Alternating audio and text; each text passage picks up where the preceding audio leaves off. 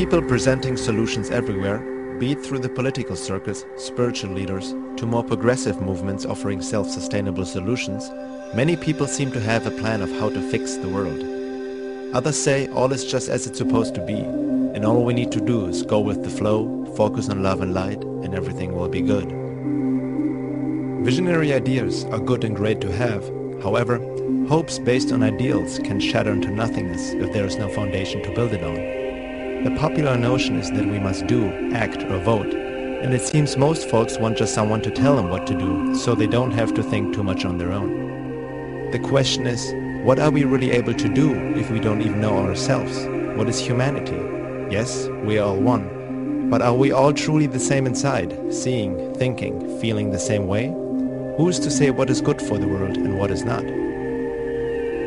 The issues the world faces, the destruction, greed, genocide, economic meltdown, cannot and will not be resolved until man faces himself and does the work to gain self-knowledge beyond worship of the ego. Humanity is deeply conditioned through culture, society, religion, media, nationalism, education, government, and all kinds of illusionary beliefs.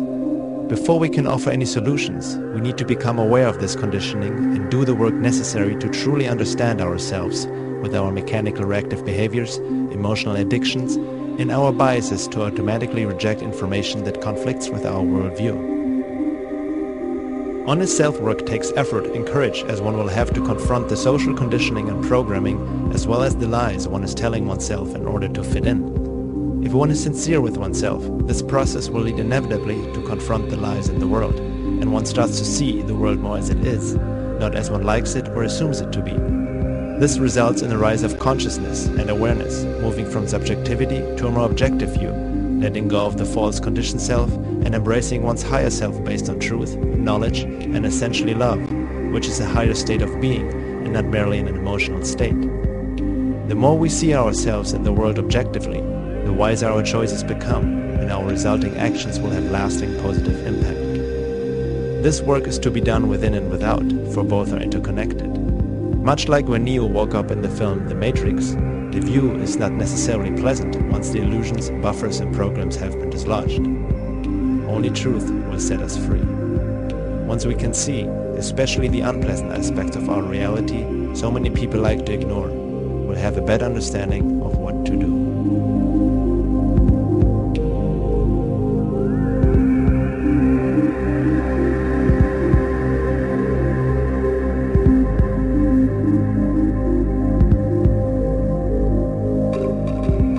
The necessity to know thyself has been transmitted through many wise men and ancient teachings throughout the world for thousands of years. However, the depth of these teachings and the required work to attain a higher state of consciousness has been distorted and watered down in the New Age arena and conscious movements these days, some of it even deliberate in order to steer people away from truth. Disinformation is used by the powers that be to infiltrate not only political parties and progressive organizations, but also the New Age movement.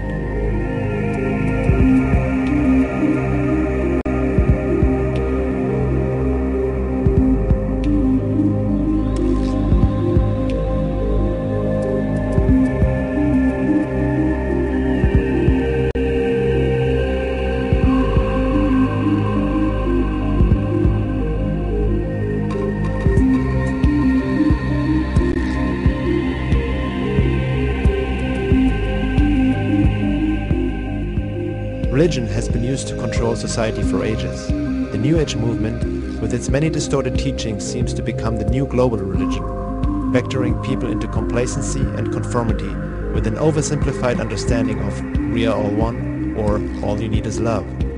Many people already believe that they are awake and aware, yet they are merely dreaming to be awake. As a matter of fact, what we see nowadays in the New Age is similar to followers of dogmatic religions: blind belief, wishful thinking, emotional projections, and lack of critical thinking. Effective disinformation always contains a good amount of truth to lure the seeker in, but enough lies to steer the person away and keep them in a subjective tunnel vision. The same can be said about the many self-help gurus out there and many others who claim to know the way to happiness and abundance. They are here to help you help yourself, giving techniques of how to attract and manifest money, a fulfilling relationship, the perfect job, lover, and so on, while they make millions off the desperation of the people who seek happiness and a way out.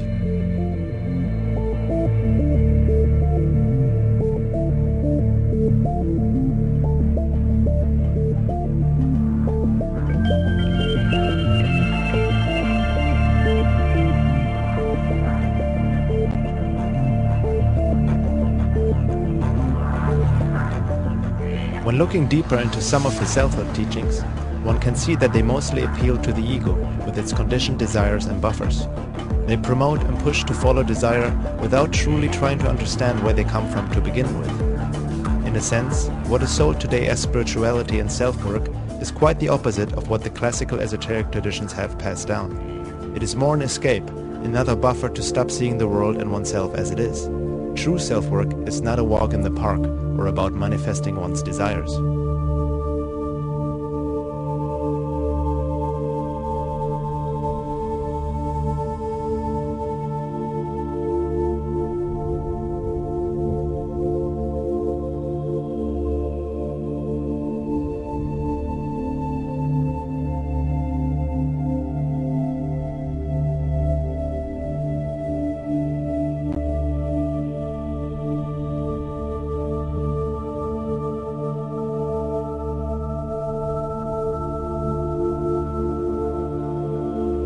That is not to say that all prominent authors and teachers are misleading on purpose. They themselves can be duped and spread disinformation unknowingly, even if their intent is well meant. Most of them have more knowledge about marketing and selling themselves than understanding of spiritual work. It's not black and white, but lies are mixed with truth, so discernment is key. The truth about our world and humanity has been suppressed for thousands of years, and it certainly won't be revealed on Oprah anytime soon.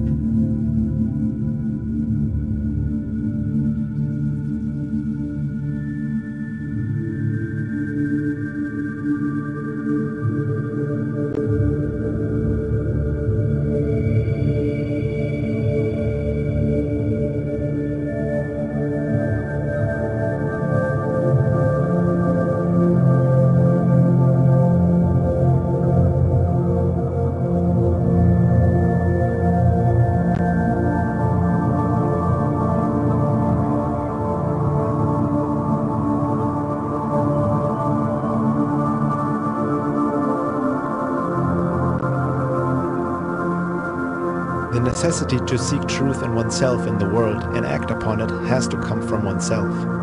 No one can do it for another, and no one can push another to do it, until man himself realizes the precious times we live in. Free will is not really free, as long as man acts from his conditioned personality. People who don't know themselves will continue to live in a self-inflicted prison. A prison without bars and walls, cherishing their leaders as saviors like in the global Stockholm Syndrome, worshipping and defending the ones who keep them imprisoned. They become tools for the matrix, thinking that they are free, but they're merely reacting mechanically to external influences and accumulated conditioning. No change is going to happen by simply forwarding the newest conspiracy videos, questionable New Age teachings, and dubious channel material, meditating on love and light, striving for sustainable solutions, or just protesting with some banners and slogans. Yes, some of it can trigger and plant seeds of awareness, but ultimately, change happens only if we change and separate lies from truth, within and without. Only then will we be able to see the world as it is, without filters of denial, wishful thinking, false hopes, and misperceptions because of our corrupted state of being. In order to see the truth in the world, we need to see the truth in ourselves and stop lying to ourselves.